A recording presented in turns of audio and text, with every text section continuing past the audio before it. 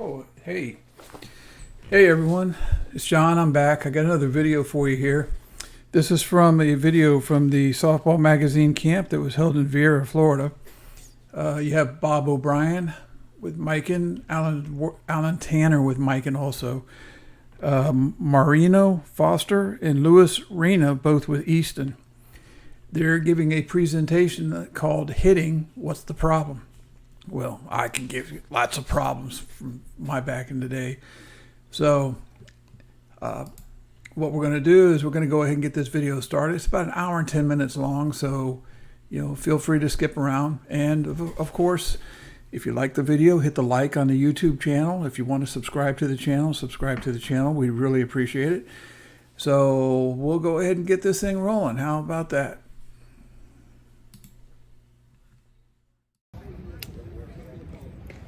We're all supposed to be here, right? Yeah. I got it all. The guys with me, they tell me. All right, again, welcome. Thanks for coming back.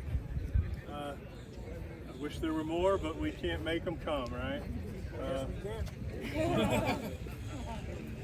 So what this session is, it's called Hitting, What's the Problem? All right, so what we're going to do is we're going to open this up. This is sponsored by Mike and Worth and Easton. All right, great bat company. Alan may tell us a little bit. If you do have a question on bats, what's the difference, what's going on, maybe what's the history of this. Alan is our bat geek. He's on the research and development team, and Mario maybe as well with the Easton side. And Worth and Mikan were together, and now Easton has joined the crowd, and we're underneath Rawlings and we're underneath Major League Baseball. So it's a nice little pyramid, and what the companies are doing now is they're sharing technology. So if you get a mic and glove later, there's a good chance it's got some Rawlings technology in it, because Rawlings makes a great glove. And then the same thing with the bats. What they're doing is merging all of their technology and developing some pretty good equipment across the board.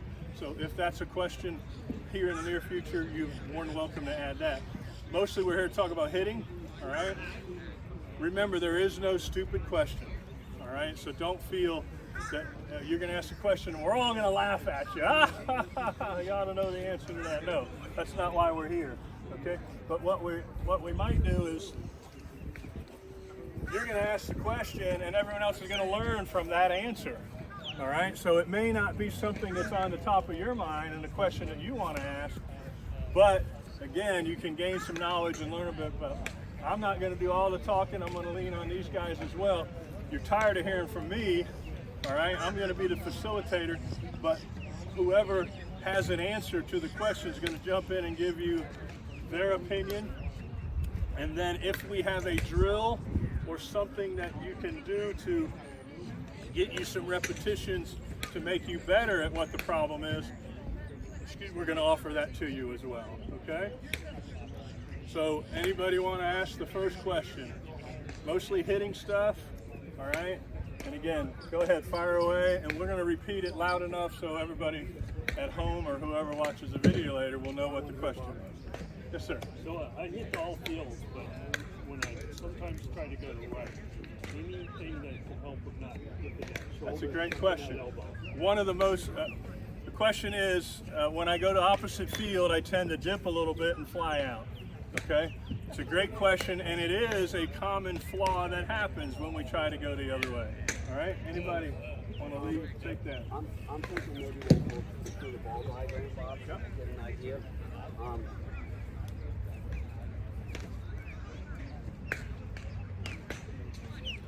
Okay, so this is our plate mat. It's a little bit off. This is what I call the impact zone. It's a box right here, where this is where we need to make impact, take the ball out in front of us in order to get our maximum momentum of rotation and lateral movement in. To answer your question, what happens a lot of times, and what this is I'm going to draw a line right here, and I'm going to draw a line right here. Okay, so now we've broken up the plate into 3 different spots. Okay? And when we do that, I'm gonna go forward a little bit and come back to your initial question. What we're doing is, how many times have we heard, oh, hit it where it's pitched?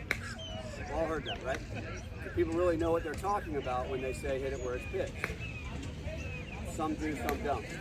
This will help you illustrate this. Now first of all, rule number one in hitting, rule number one in hitting is you're going to be a great hitter, you got to learn how to hit strikes. If you're hitting a ball, something in your technique is going to suffer, okay? So what these signify is we're gonna say all these pitches are gonna hit the plate. This is gonna hit on this third, this is gonna hit on this third, this is gonna hit on this third, right? So this is an inside pitch, okay? This is a middle of the plate pitch. This is an outside pitch. What I see happen many times with this is, to answer your specific question, is they let this ball travel even farther back into here to where you get no extension at all. And your brain knows that you want to try to get this on the ball. So we make adjustments in the middle of the swing in order to get this to the ball. And usually what it is we bring our hands in, the barrel does this, and the barrel drops. And as soon as you do that, that ball's going like that. Now there's some great hitters that can actually pull that off and hit like that. But overall, you're not going to be a consistent hitter doing that. So that's one thing for what you're talking about. So this inside pitch, in order to hit it properly, we've got to go out here and get it out in front like this. Okay, so I have extension here, I've rotated, remember we talked about rotating the hips? We've got to go hit the ball out farther in front of us. Middle of the plate pitch, we let it travel a little bit more. I get the extension here. You look at the angle of my bat, where's it going? It's going in the middle third of the field. This pitch here, because of my bat angle, if I've done it right, is going the left side third of the field. Consequently, this pitch, if I do it right, my hands are a little bit out front, I leave the barrel back slightly, it's going to the right side of the field. So what you do is you break the field in thirds, and you hit balls with a pitch. But typically what you're talking about is letting a ball travel too far to where we can't get to that barrel where it should be, and then you get tied up and the hands come in and the barrel and the swing ends up looking like this. So what it is, usually it's a time, it could be that you're trying to force a pitch, or it could be that you're letting the ball travel. More often than not, I see people are letting balls travel too much and they're hitting them back in here. I call it hitting out of the catcher's mitt, because you let the ball go too far. So you've got to let that ball travel, but not so far that we can't get our bat to the right angle where we're going. Make sense? Any other reason why we may pop up the outside pitch? Okay. All right. I'm going to reiterate on the timing of everything. On an inside pitch, in order to hit the inside pitch way out here, you have to hit this pitch sooner or later. You have to be quicker on this pitch or slower. You got to be quicker, okay? So now we're talking about an outside pitch. If you see a pitch on the outside corner, we have to wait longer on this one, right? So what tends to happen to us is we may not have committed to hitting it the other way originally, but now all of a sudden there's 2 strikes on us and that pitch is out over the plate, and now I'm going to go the other way. If I'm early, if my timing is for this pitch, so that makes me early on this pitch. If you're early swinging at a ball coming down, what part of the ball do you hit? If you're early, you hit the bottom of the ball. If you're early. If you're late, you'll hit the top of the ball. So what tends to happen is, if you swing early at an outside pitch, you're going to hit the bottom of the ball. All right, so sometimes it's just not only the location of the pitch, it's the timing of it. All right, so you have to wait longer to hit an outside pitch. All right, so you may just be a little bit early on it, which means you're hitting at the bottom of the ball and popping it up when you go to right field. Let it get deeper and hit it a little bit later. There's also another rule on pitches. Ready? If the pitch is short, where should we hit short pitches? Anybody? Short pitches. We end up having to pull them. All right? It's easier to pull a short pitch. If they throw you a deep pitch, where should we hit deep pitches? The other way. All right? That's not a fixed rule, but it's definitely, if you try to hit this short pitch and hit it to right field, it's very hard to get down underneath and inside of that. But that pitch that's high and deep, it becomes all you do then is just go whoop, and just feather it over the first baseman's head. So deep pitches we tend to go that way with. Short pitches we tend to have to pull. Even if we weren't trying, we all get caught in that situation, 2 strikes, and that baby's about to hit somewhere around here, and we go get it. That's that pitch we're probably going to pull. All right? So knowing that, and all of a sudden they throw you a deep one, and you try to go the other way, that could be other reason why you pop up going to right field. Okay?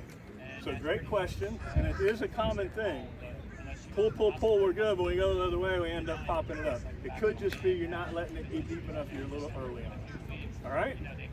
Great question. So to add what you all just heard from Bob and Alan, when you approach an at-bat, as you can see, based upon what they're giving you, a recurring theme is about hit selection, understanding what happens. Like, has anyone ever played pool? Just the concept. When you want to make you shoot and try to hit an object ball, you understand, okay, if I'm trying to go for a ball in a corner pocket, you understand the concept of an angle, right? You hit the ball, it has a certain reaction. It's the same with softball. So conceptually, the same thing that Bob was just saying, when you talk about early pitchers, people who pitch, if they notice someone has a tendency to be early or pull the ball all the time, they'll throw the ball outside, because trying to pull an outside pitch is the equivalent of what Bob was just talking about. You're being too early. Now you hit the bottom half of the ball, and either you pop it up or you roll over and one hop right to the middle of the infield. So pitch selection is absolutely paramount in everything you do, and that's why batting practice is so important. I am not a fan and a believer of just because of batting practice, you swing at everything. You hack away. You got people that will go out there and think that no matter what it is, if you got a bad BP partner, someone who's pitching you strikes, it's not your fault that you're not swinging at it, because you'll build bad you'll build bad habits. You'll build bad habits with that, right? So take BP with a purpose. Work on things. Understand what you can do with certain pitches based upon what these gentlemen are telling you, because they're extremely knowledgeable in the game. Each one of them plays at a very high level and consistently does so. So what you're hearing, remember it. Take those mental notes. Ask these questions, and then take what you learn and implement it, because we will then follow you, because we'll see. We remember all your faces. And once you go over to the live pitching tunnel, or even over here, we're going to see if you actually are using what we told you to execute to have a good at-bat or a good round of BP. So keep that in mind. Don't just whack away. Come up to the plate with something in mind. To that point, what's a good number of So, did everyone hear the question? He said, what's a good number of BP pitches to take? I really think that individually depends on the people, the person who's taking that round. Your energy level. Once your form starts to fail, I think that's when you probably have gone too far. So that's not a number. That's more your individual conditioning, right? Your individual conditioning will tell you. Like when you all were on lunch and we were just rotating through, Lulu said to me, he said, "Are you getting tired?"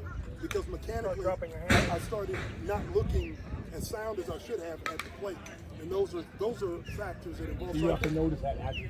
Yeah, you do. And I mean, a general rule of thumb, I usually don't take more than 20 swings at a time, maybe 25, because I'm going at it. I'm putting all I got into it. Now, some guys might take 50 at a time, but just myself generally 20 to 25 swings, and now let the other guy hit or take a quick break and back at it. And if you're working on something and it's not working out, take a minute, get out of the box, let somebody else hit, come back to it, because you create bad habits. You're not going to fix it if you get frustrated. Never works, trust me. I've done it. Yeah, it's always nice to have a second person in there with you. You get your 20, let them get 20. You get 20 more, let them get 20. Never, ever, ever are we ever going to take 70 swings in a row, because fatigue sets in, all right? And now those last, in this world, we think that if 20's good, 30's better, and 40 might be best. Well, that ain't the case. There's always the bell curve, all right? 2 slices of pizza, not bad. 4 slices of pizza, 6 slices of pizza, blah. All right, so anything in excess is bad for you. So just because 40 swings is good, it doesn't mean 80 is going to be better, because sooner or later you're going to be on the backside of that bell curve, and now you're reinforcing bad habits, because now your hands have dropped a little bit more and a little bit more and a little bit more, all right, because your hands are tired, your bat is slow, now you're not doing yourself any good. So don't be He-Man out there, I hit 3 bags of balls today. That doesn't make you a better hitter. All right, we all know that there's a certain number. Let's get to the top of that bell curve and quit. All right, don't start coming down the backside of that bell curve. Everybody understand that? So know your limits. I take BP once a week. That's all I need. That's all I can afford with my schedule, and that's all I can get my wife out there to pitch to me with.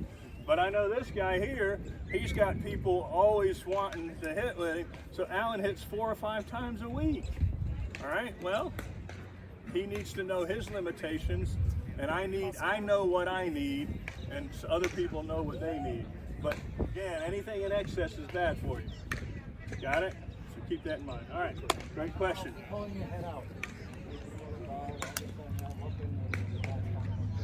Okay, so What's the question? question is, he pulls his head off the ball. All right, let's talk about why do you think you're pulling your head off the ball first? Trying to hit it too hard. All right, if you're over swinging, we tend to do that. All right, yeah. Anything else? What else would make the head come off? I think a lot of people try to see where the ball is going before you make contact with it. So you're looking before you even make contact with the ball. You're looking where you're thinking you're going to hit it, but you're really not actually seeing the ball impact the bat. I work with individuals, and I will tell you that 70% of people do that. Okay, we're going to fix that in just a second. The other one is the head. A lot of times is connected to the shoulder, and a lot of times if you're pulling off the ball and pulling your front shoulder, if you pull your shoulder on the swing, the head's going to go with it. All right, or if you pull your head, the shoulder's going to go with it. So you've got to keep that front shoulder closed a little bit longer. Sometimes we do that because we're trying to hit it too far, or we're trying to pull a pitch and the shoulder leads the way. When we teach hitting, we teach feet, hips, and hands. The shoulder is you're okay. The shoulder is a non-teach. We do not lead with the shoulder. All right? We do not lead with the shoulder. If you're up there hitting and leading with the shoulder, you're going to pull off the ball. All right? The shoulder is a non-teach. The shoulder moves because the hands move. All right? So never in our instruction that we just did earlier today did we mention the shoulder, because it's not a leader. The shoulder is a follower. It gets out of the way because of the hands. All right? So one thing we could do is put a glove on your head. All right? Where'd my glove go? I thought we might need it. Anytime we add something, it's called a proprioceptor. Anytime we add something to the mix, anytime we add something to the mix, oh, now I feel something on my head. So if I put my head, now when I get in here, you see me moving around, I look like a mummy. But anyway, this would help you, all right? Now I want to go ahead and hit that ball. The glove on my head is going to help me keep my head still, all right? So this adds a little bit of feeling to it. So now I'm going to tend to keep my head still. Alan Tanner is one of the best at keeping his head on the ball. Tiger Woods did it. You need to be over here learning some of this. Perfect response. Perfect response. Tiger Woods takes a little bit of, there's times when he'll get in there and you'll see him hit and he'll keep his head right there. We do what we call no peak batting practice, where we'll ask you to hit and don't look and see where it went. I'll do a soft toss drill where after you hit it, I'll put some numbers down, 1, 2, or 3. So now on the soft toss, you're hitting, oh, that's a 1. So there are some drills that you can do to add to keep your head down, all right? And Alan, we just talked about somebody about it. When we're hitting, our chin should start over our front shoulder, And when we're done, our chin should finish over our back shoulder. If your chin's over here and not on your back shoulder, you probably pulled your head. And if you pulled your head, you pulled your front shoulder. So we call it a frozen head. You got to keep your head still. Why? Because our eyes are there, and our eyes are important because they're taking in the data. So we've got to keep our eyes still, no matter what. Anybody, any of you guys ever see the movie The Exorcist? Spin your head around, right? Anybody hear The Exorcist? So I always ask when I find people that have that issue, I always say that to them, and they go no, and I say, well then you can't hit like that. And the other thing to further even simplify it and even make it even more so is what Bob showed you, the no peek drill. When you're swinging, you're tracking the ball. That's where you should finish, like that. And I always tell everybody, you got plenty of time to find out where the ball is when you're running down the first baseline, right? There's very few similarities in golf and softball. Bob just showed you. Same thing. You go to any good golf teacher and he'll tell you, there's the ball, it's on the tee, you're back here, see how my head's back? Ball's gone. The other thing, if your head goes like this, like Bob said, if this shoulder goes with it, it's going to mess up your timing, number one. But if you think about it, this eye here, if you're a right-handed hitter, is over there. You really are only seeing the ball with one eye. Because your head's gone, this eye's over here, you're kind of glancing at the ball. You're really not watching the ball impact the bat. Very good. So the idea there is to discipline yourself where you are physically seeing the ball hit the bat. It sounds so elementary, but if you really, really go to batting practice and focus on that, you might realize, oh, I haven't really been doing that. Of course, the ball's coming in underhand. We have eye-hand coordination. You're going to hit the ball, probably every time, even if you don't do that. But are you going to be what we call a good ball striker? Probably not. You're not going to hit the hard line drive that you're looking for all the time. You're not going to hit the ball in the gap that we're looking for. You're going to be, we'll hit balls. But if you work on that by itself, I guarantee you'll find you'll start hitting balls more consistently hard. We used to mess with our baseball players one practice. Another coach and I, we did a leather or lace drill where we took some swings, and coach would ask me, did you hit leather or did you hit lace? And which meaning, did you make contact here or did you happen to hit some lace? So we did a round of batting practice like that. He'd throw it and I'd hit it, and it was leather. And he'd say, you're right, that's good. And then, so we'd do about 5 pitches in a row, and he would claim that I was right on every one. There was no freaking way that you prove whether I hit leather or lace. So we had him going.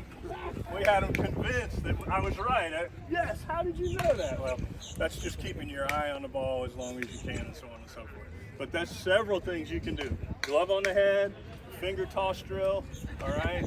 Chin goes from shoulder to shoulder. Those are all ways of fixing that problem right there. And hitting off a tee is a very, very good tool because you really want to, one of the things I do when I hit off a tee is I'll take the ball and literally face the label out, facing me, where I'm literally reading the label as I'm hitting.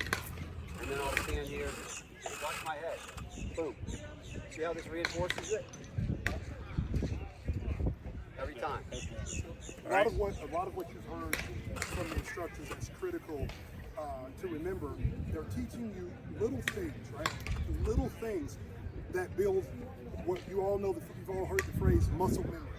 Because what happens is if you keep doing these things over and over, it becomes second nature. You don't even realize you're doing it. So it may feel uncomfortable.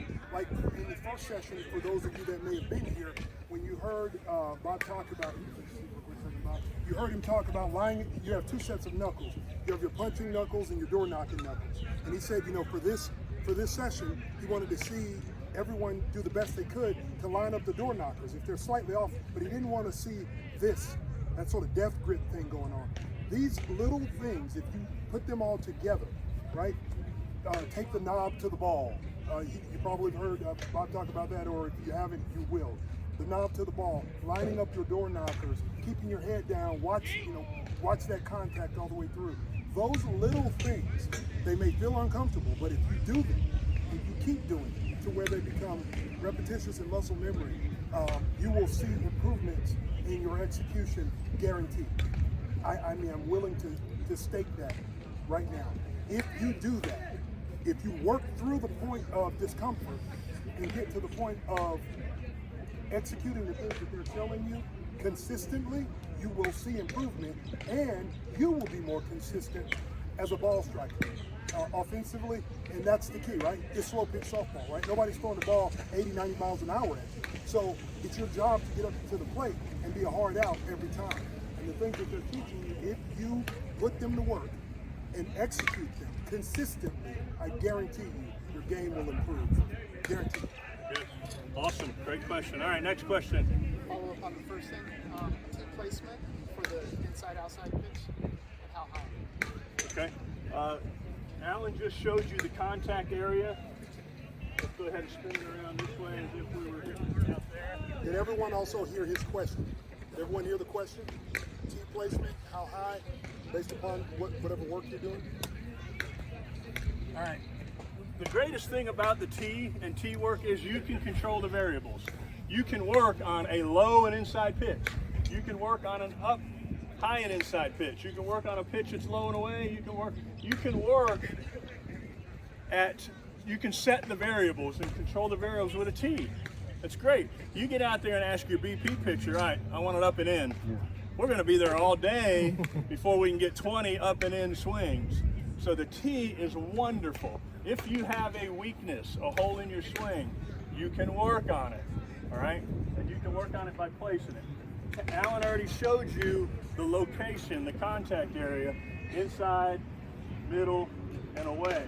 So what you want to do is you take your tee and put it to where you're working. If I want to work on pulling the ball, I'm going to put it out in front on the inside part of the mat, all right? Height. In softball, we usually make contact in softball from the hip to the shoulder, which is totally different than in baseball. In baseball, where do they usually make contact? Between the knee and the hip. Anything above the hip in baseball is supposedly a ball. All right? So, so baseball swing and a softball swing are totally different, all because of where the pitch is coming. So in softball, we need to work on hitting pitches from our hip to our shoulder. Luckily, these GTs are high enough that we can go as high as we need to. If you don't have a tee that extends like that, get you a bucket. Get you a bucket to put underneath it and then put your regular tee. The milk crate works too. So if I want to work on pulling the ball down the left field line, I'm going to stand here as wherever I would as if this is my board, okay, or the plate.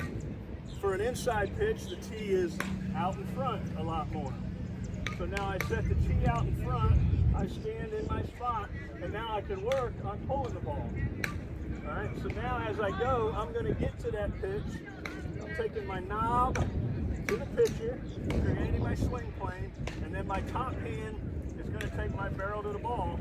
All right, so on the inside pitch, the barrel is going to get there before the hands, and I'm going to pull that pitch. So here it comes, and I'm going to pull it.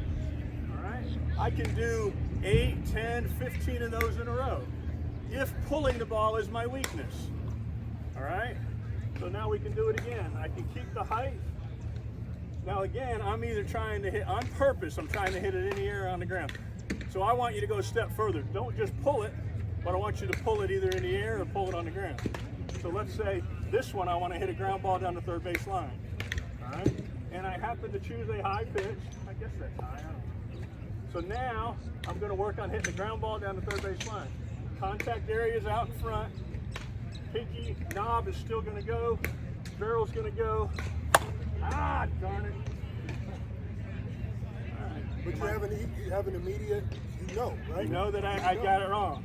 All right, instant feedback. So now I got to work a little harder. I got to get on top and get me a ground ball. Okay, and again, we do it until we can do it 8 out of 10 times before we move on to the next one.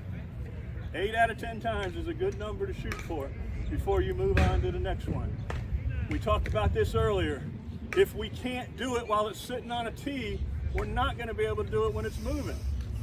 All right, so we have to do it here on the tee and do it right and make sure there's not a disconnect between my eyes and my hands. Tee work is wonderful. Now let's say I want to go, I'm a pull hitter. How many dead pull hitters do we have here? where's my guy that we were just talking in the break? He said, oh, I pull. They swing everybody over to the left side of the field. What should I do? Hit it to the right side of the field. All right. Well, how do I do that? Well, let's do some tee work. So where would I put my tee here, class? Outside.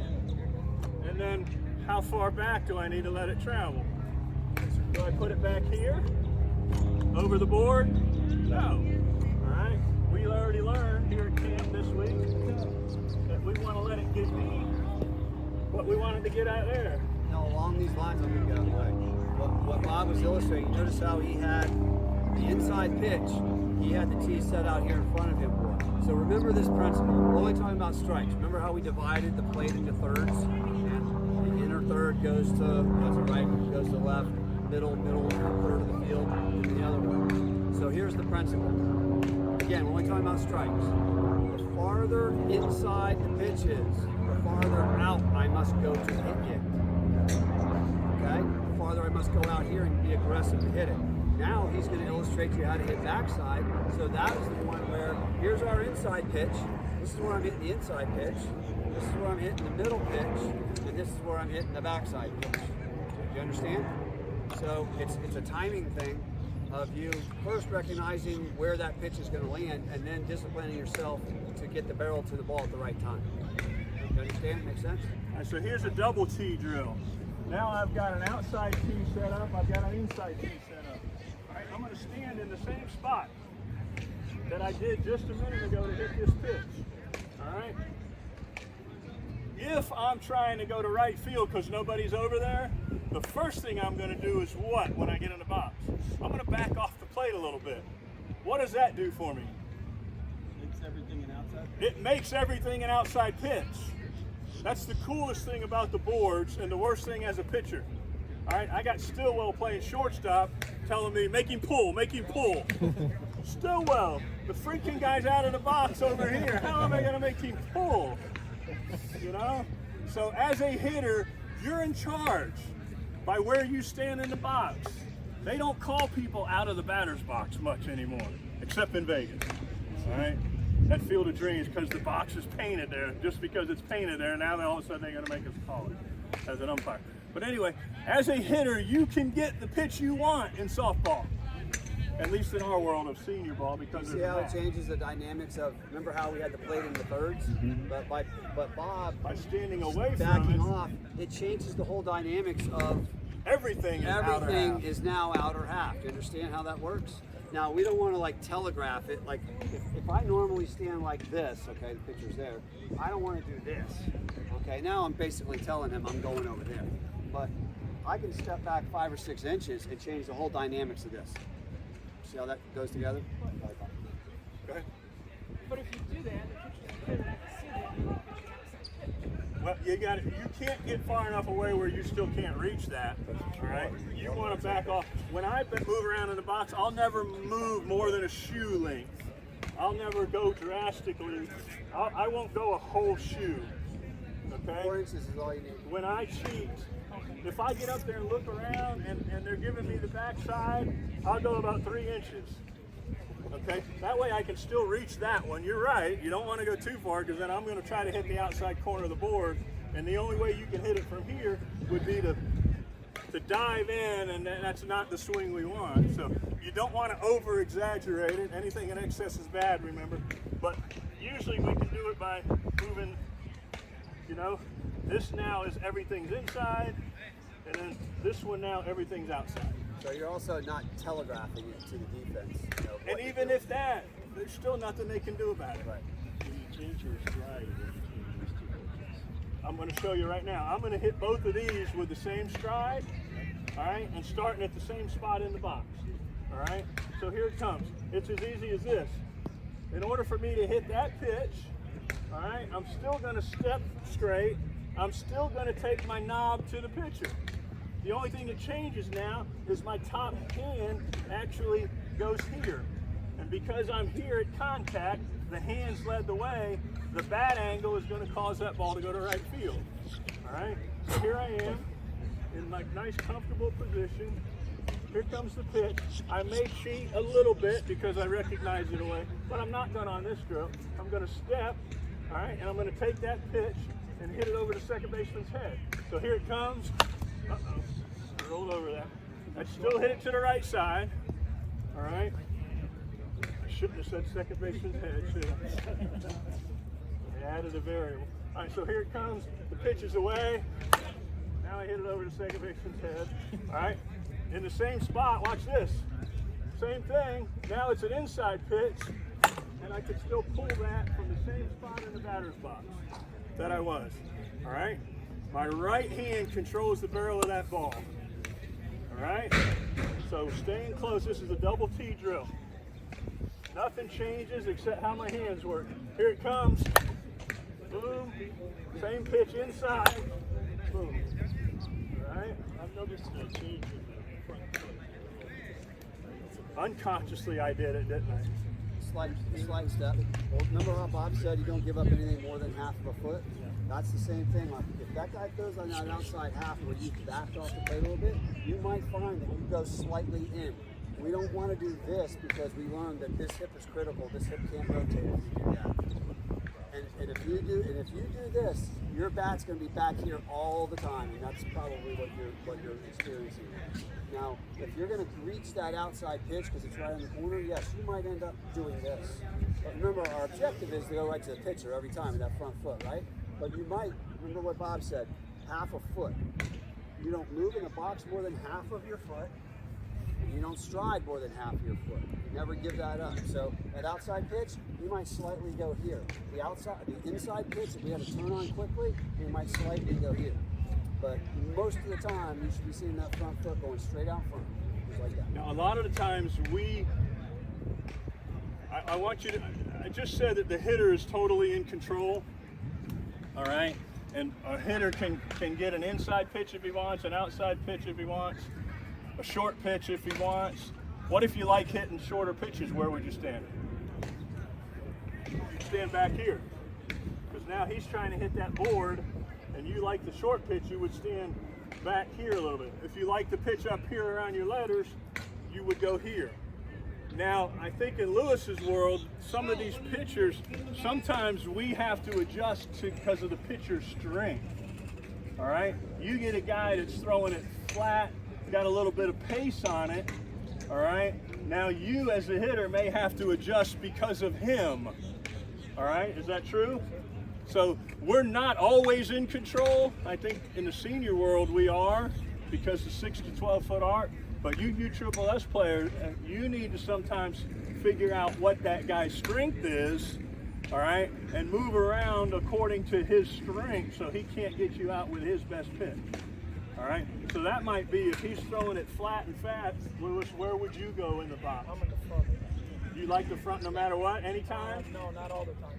If I got a pitcher like Travis Clark, he likes to float, I'll move back. Not even, like 4 or 5 inches. So a lot of that, now they play the same people, they play the same people over and over again, so they learn that. But you, if you're playing, I'm from Florida, I'm playing a team from Minnesota, I may not know Eric's tendencies of pitching, all right? So how do we learn what that pitcher is doing? You watch them in that game. So when we're on deck, we have to pay attention. And we have to see if that pitcher has a pitch that's his strength. It could be a knuckleball, it could be a church leg spinner, all right? It could be a flat one. You have to pay attention and watch and see what that guy's doing. And sometimes you may have to adjust to him. You're not always in charge is what I'm saying, okay? Sometimes you have to adjust to the pitcher. You're righty and you're going backside and that ball slices back. Is that because you got too deep on you or something? Yes, it means you angle, you didn't get the bat head. It's all about the angle at contact.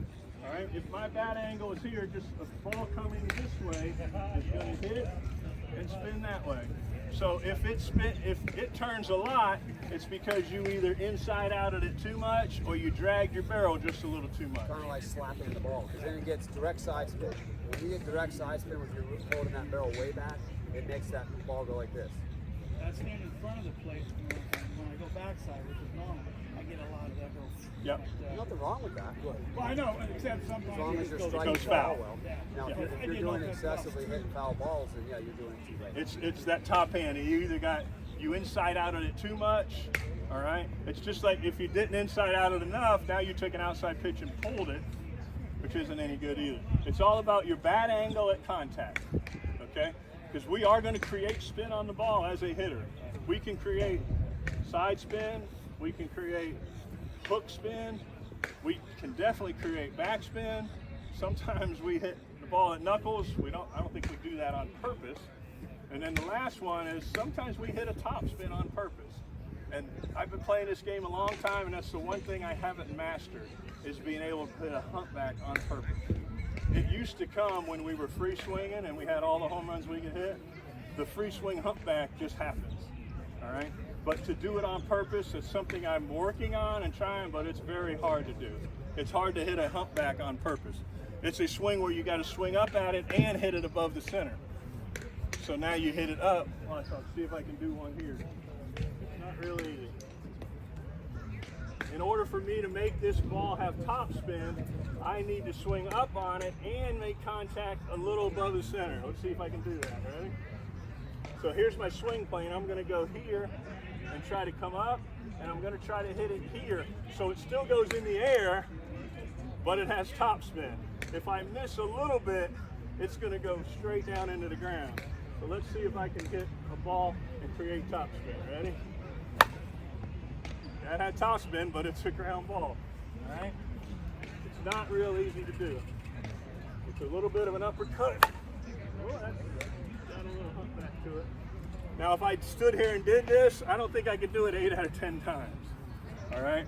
And anybody else? Is there anybody in the world that can hit a humpback on purpose? 8 out of 10 times. It ain't When I easy. do it, it's on accident. Yeah. And if you think about it too, situational hitting, right? Do you want to try something like that if someone's on first? Because if you miss it, that's a double play. You're double play. That's really, that's even a way of advanced pro skill deal.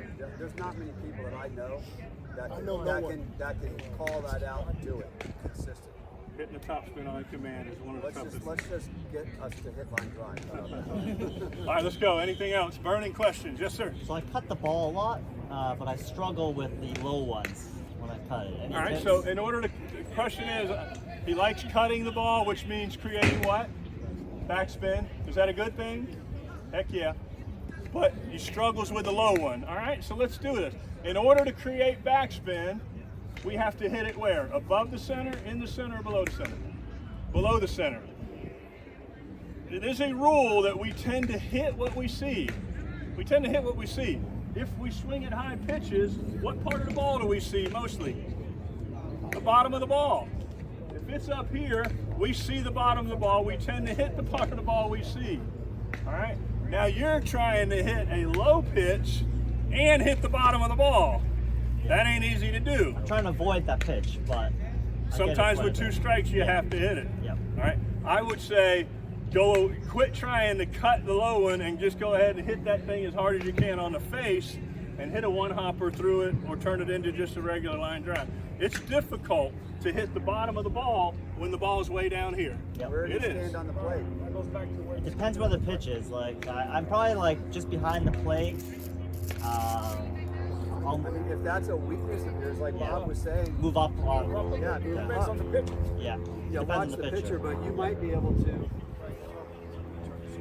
If you're in front of that plate, Yeah. that ball is short, most likely it's not going to be a strike. If you got to go down here to get it, Yeah. it's not going So to be a you're strike. playing USSSA, right? Yeah. Okay, so if you're here, Yep. okay, and that pitch is, and you're having to go like this and trying to cut that Yeah. ball, that ball probably is not a strike because it's going to hit the plate. Yeah. Okay? Sure. So you shouldn't even be swinging at that Yep. pitch. Okay? Agreed. You're probably trying to create hitting. Remember how I said, anytime that you're hitting a ball, something in your technique suffers.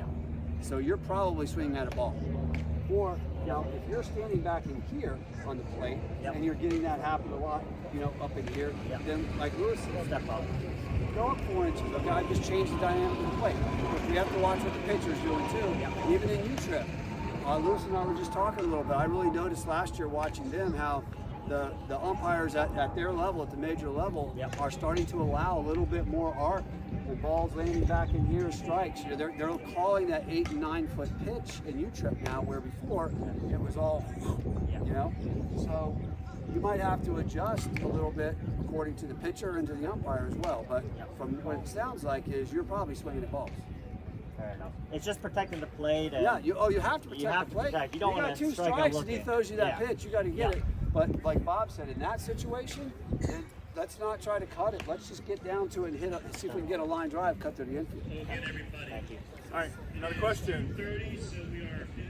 All right, I want to share two of the most popular drills that I know that I think will benefit every single one of us. Okay? The first one's called the fence drill. I think it's the most important drill that we can be doing, especially after what we just taught you earlier about getting your hips through and making contact out in front.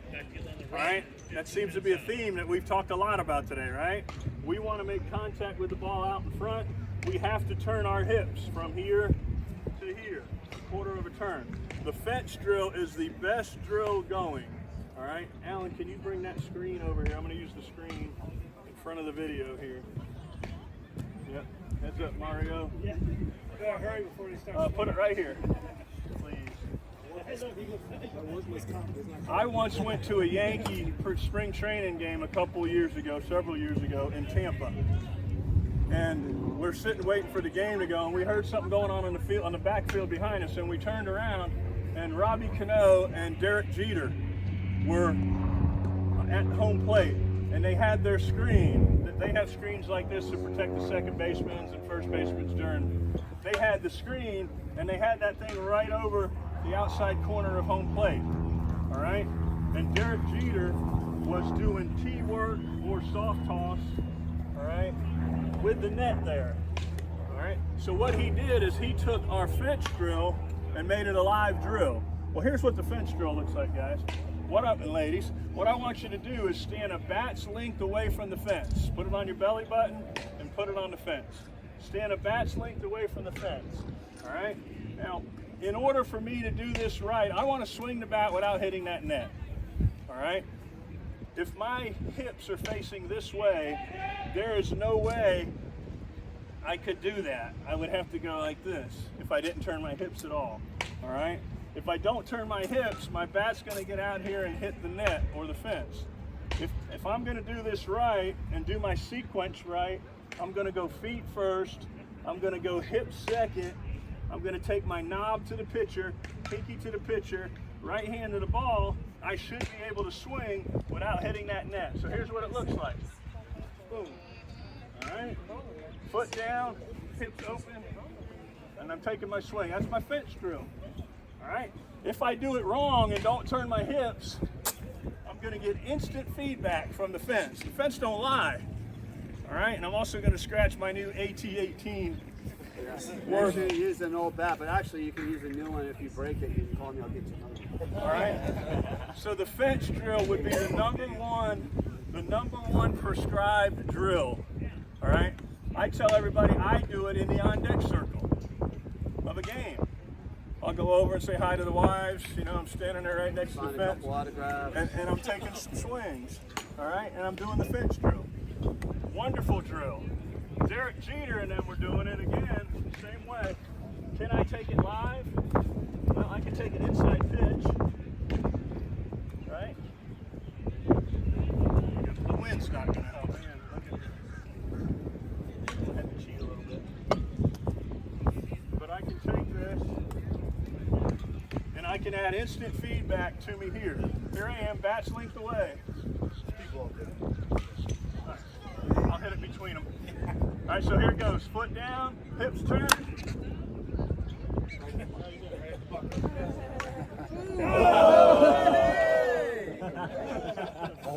You better stop now, Bob.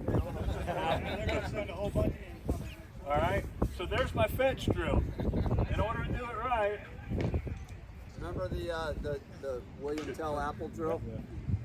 So here I am. He made me do it one time when I stood there and he hit, and I was standing right Alan, here. trust me. So I ought to be able to get to that pitch without a problem, and I'm only a bat's length away. All right, so here it comes, and I'm going to take that, pull it down the line. All right, thank you, Lewis. But anyway, Jeter and them were doing it, and they were actually soft tossing. All right, and Derek Jeter's going to be in the Hall of Fame, and he was an inside-out master. He kept his hands inside the ball better than anybody. All right, and it was cool to see him actually working on something like that, where he could keep his hands inside the ball. So anyway, great drill. I highly recommend it. And you don't have to buy any special equipment. All right, you can use a fence, you can use a screen, or you can use a teammate. You can use a teammate that really, really trusts you. 2:45 game, please report. Red Sox first, who's on third? Thank you. Pull it down the line, like if you want to. Yeah, grab this, Alan. It's not only a pull drill, though, okay? It's actually it just reinforces getting your hips. It reinforces the sequence: feet, hips, hands. All right. If you don't turn the hips, you're going to end up hitting that fence. All right. The second most prescribed drill, Alan. Can you do rapid fire? Have you seen me do it? I'm favoring my hand. All right. Rapid fire. This is my favorite of all time. Let me do it shadow first. Let me show you what this looks like. We talked about the major muscle group in rotating earlier. If you were here, you'll know the answer. The obliques. The obliques are very important for hitters. That's these muscles in our sides. All right. I highly recommend you get a medicine ball and start a routine. All right, of medicine ball work. There's another on a pulley rack if you're at a gym where you have a pulley rack with pulleys. Set that pulley right at waist high. Grab here. Turn. And turn. And don't forget to do the other side too, even if you want to do both sides. Balance. All right. But a medicine ball routine, there's several different exercises you can do with a medicine ball. All right. Make sure you're doing, as a right-handed hitter, I'm rotating right to left. Make sure you're doing mostly right to left, but you still got to do some left to rights as well because you want to keep balance. Is there a way to do it, a pitcher beer instead of going to the gym? Sure. I thought that's what softball You have to have the big pitcher though, not the small one. All right, so here's a drill that works the obliques. It's called rapid fire. What I'm going to do is I'm going to take 6 swings in a row. All right, I'm going to do it right now without hitting a ball. All right, I'm favoring a little high ankle sprain here, so bear with me. But what this looks like is I'm going to actually swing and swing it back. I'm going to swing again, swing it back. Swing again and swing it back. Look at my rhythm over my feet. Notice my back toe. What am I doing? Spinning on my back toe. All right. I'm moving to my front foot, but not moving through my front foot. This drill works on balance. It works on linear motion. It works on rotary motion. All right. It works on swing planing.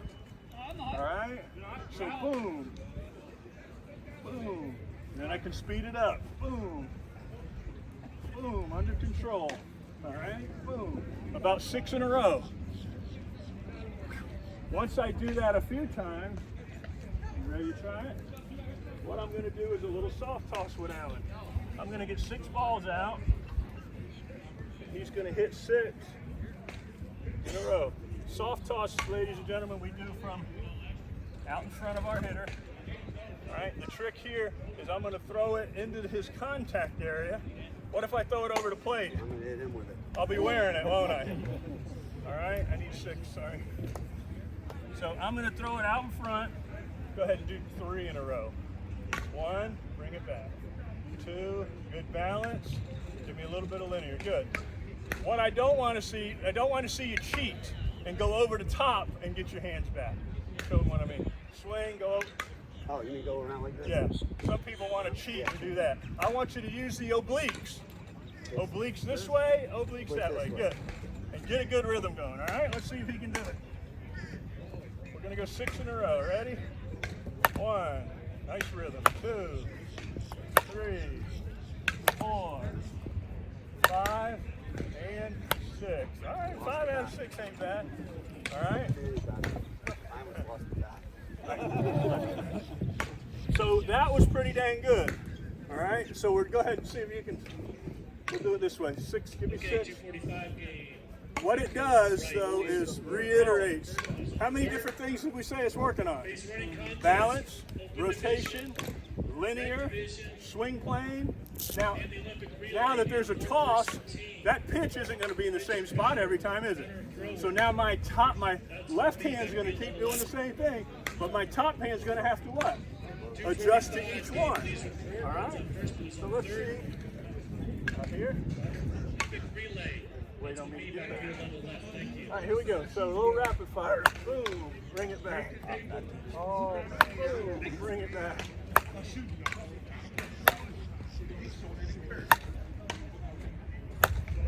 Okay. You do 2 or 3 sets of those. First of all, you're going to be out of breath. We get the cardio going.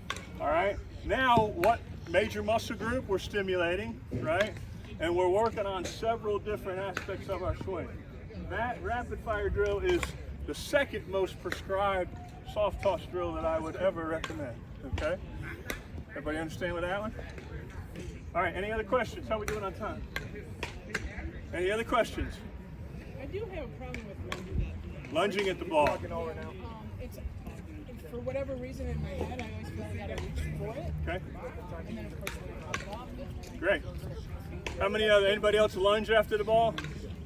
All right, so we just talked about the science of that. What kind of motion is that? Linear motion. All right, so she's doing a little too much linear and less rotary. All right, so we're going to tell you how to fix that. Yes, sir. We've got about 5 minutes until the 245 open Beautiful. game and the base running contest and Olympic relay with me back there. All right, beautiful. Base running and Olympic relay. Releasing your dominant hand too early when you swing. Releasing it? Yeah. Okay, let me finish this one here. All right, Lewis and I just had a nice discussion about lunging. All right, and so the question was, I lunged too much. Well, let me show you what a lunge looks like. All right, it's too much forward movement, too much linear movement. And some of us are guilty of it.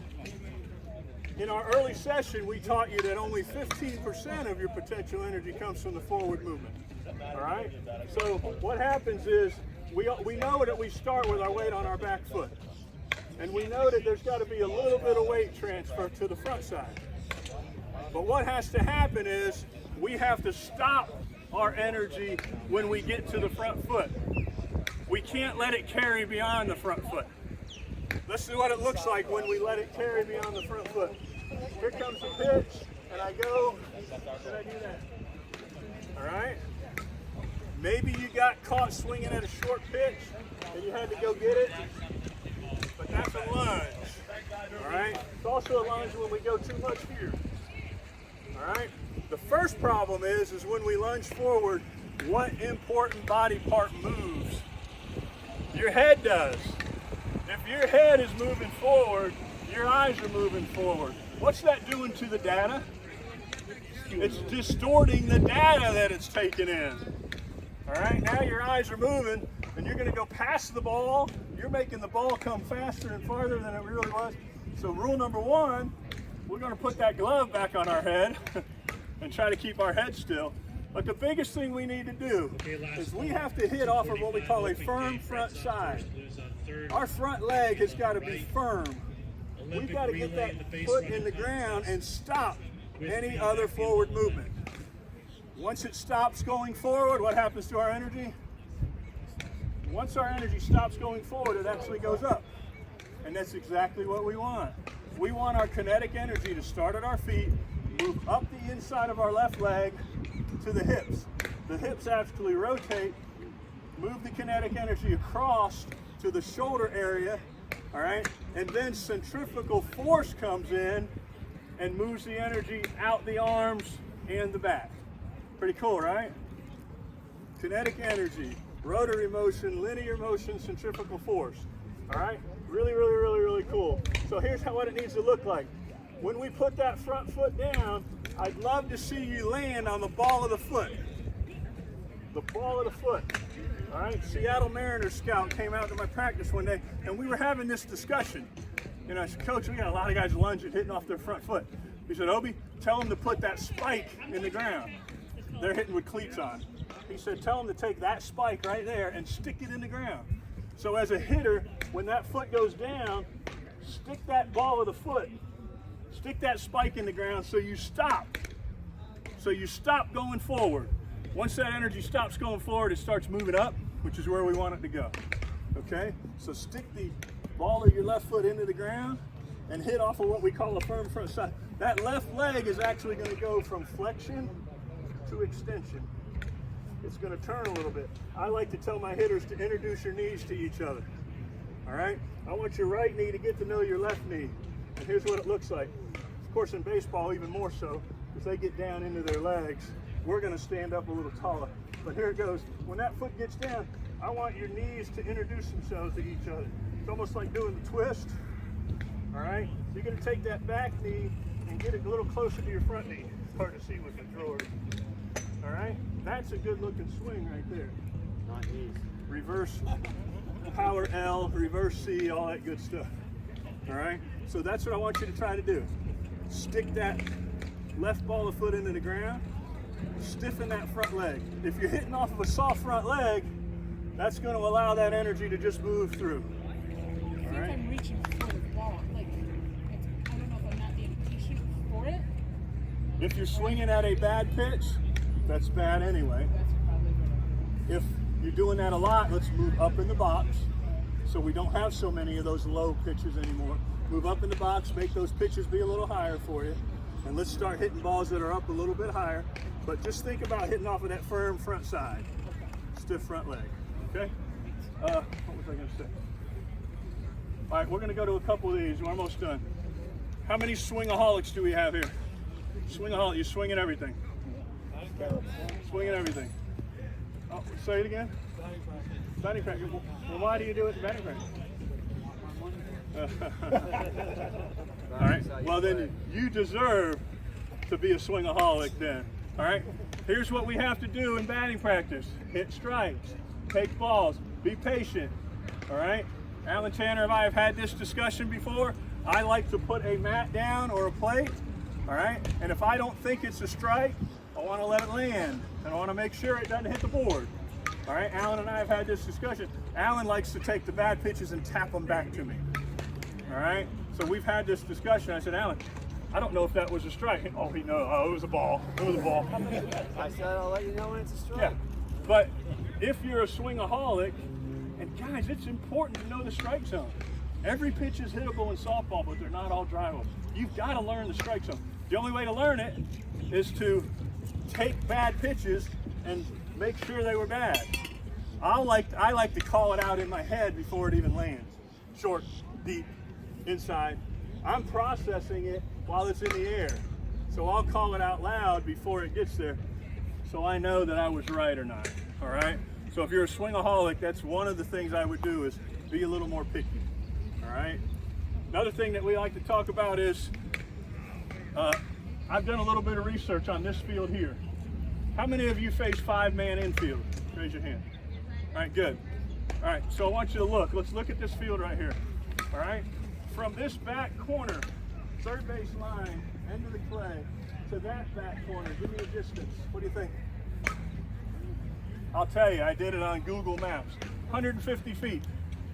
All right? 150 feet from here to there. How many infielders are covering that 150 feet?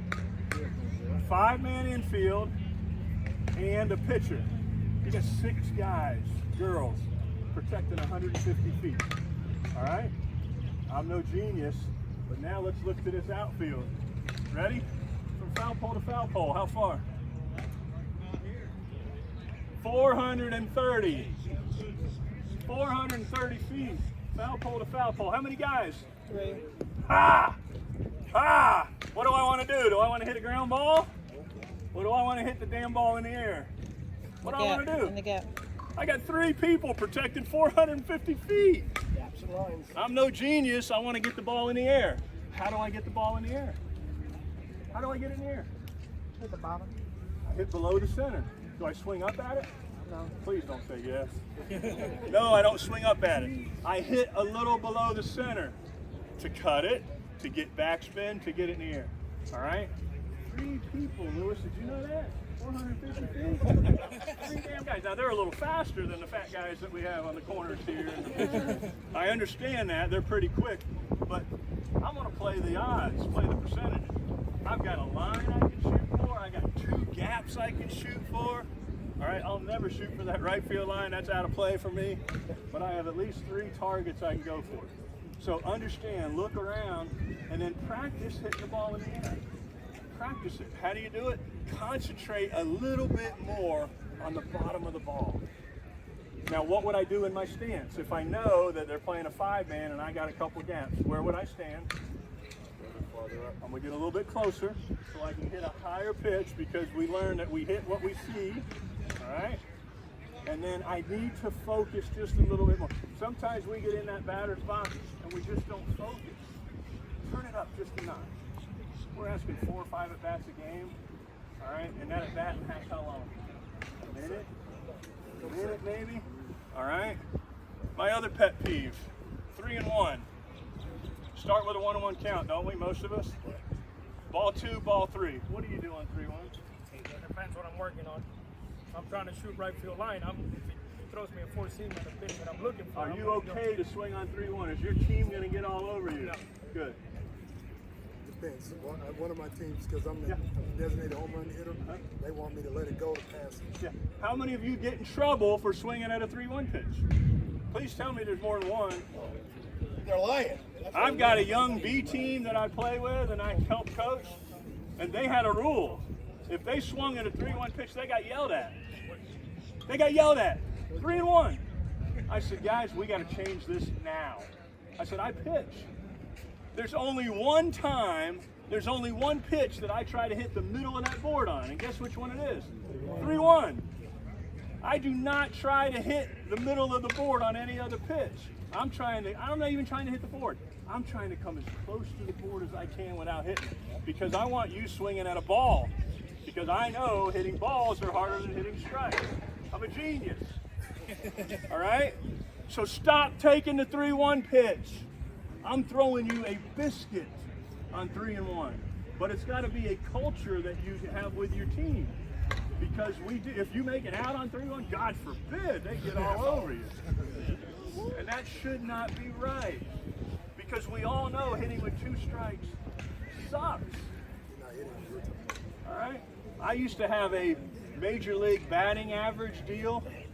All right?